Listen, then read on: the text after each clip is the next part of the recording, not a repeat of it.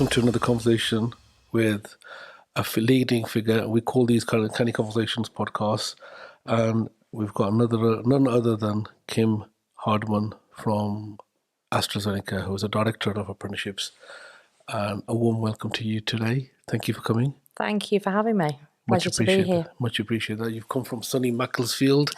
It's been a lovely neck of the woods, lovely area. And thank you for coming to Birmingham, and I appreciate you coming over today. Yeah. So, Kim, I've been doing some research about your good self for a good few weeks. Okay. It's taken us a while to get you here. We've been talking about getting you here, and yes.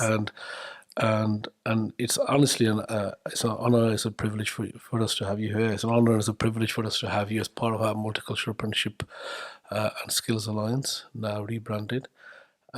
So let's start off with your good self, your role, if you don't mind. Obviously, I'm the director of apprenticeship, but your role with the organisation, and a little bit about the organisation.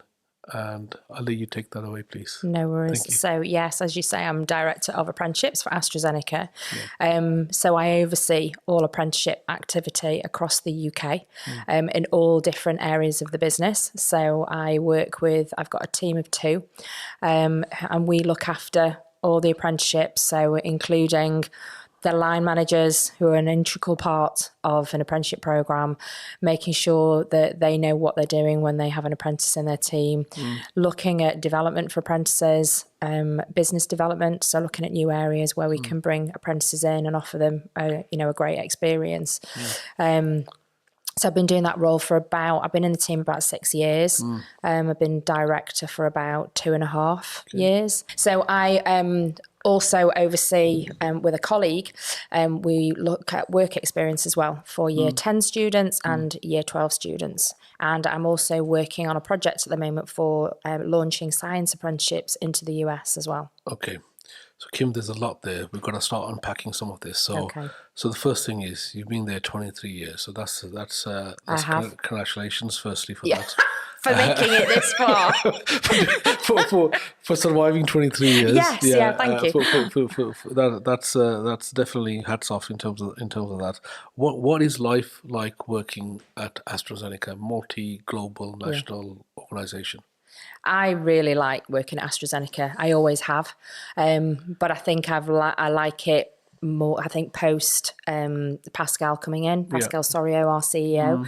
So I came, like you say, 23 years ago. I came on a contract for 18 months. I'd just been made redundant from another business, and I came in. I was working on a leadership development program for some of our senior leads. Okay. And then I've moved through different areas of the business, but I think it's not felt like I've worked for the same organisation for 23 years. Okay. It definitely feels like I've worked for several different organisations. And since 2012, when Pascal came in, seeing the transformation of the business and how a lot of the focus on getting medicines to patients, and how everybody, no matter what your role is, being able to see how you can contribute to that, I think it's a reason to get out of bed, really, isn't it? Okay. And also in my role, looking at how in the business we can look for different opportunities to bring in young people and start their careers in that area is it's really fulfilling. I really enjoy it. Tell us a little bit about, in terms of the AstraZeneca's view on early careers and these sort of programs. How important is it? I think it's really important. I think a lot of the areas are really focused on early careers. They value having early careers people, whether it's an apprentice or a graduate or a postdoc coming into the business.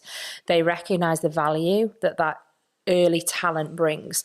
I think this generation now is very different to my generation, your generation, just in the way they think, the way they are naturally technology driven. I think they bring a freshness into the business. And a manager gave me an example of an apprentice coming in going, why are you using 17 spreadsheets when you can just use this piece of technology? So it's things like that. And we regularly get our managers going, they get as much out of having a member of the early talent community in their team as the early talent itself gets from the development program. Okay. So I think it's hugely valuable. Okay. And I've seen since I've been in this role, and I think there's people in my generation think that apprenticeships are, a second class option. If you want to be an electrician or a plumber, you be an apprenticeship. And there's nothing wrong with those professions.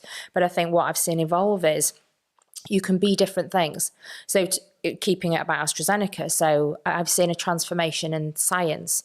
So science always used to be, you go to the best university and you get the best degree, and then you get the masters, and then, and the list went on with the qualifications. Whereas we've seen now really senior leads in our business recognising the value that having somebody coming in straight from A-levels or BTECs, going on to a degree level programme, they bring something different. They bring a different type of diversity. And actually they've really embraced it. And it's really great to see. Canny Conversation Podcast Series 5 by Safaraz Ali.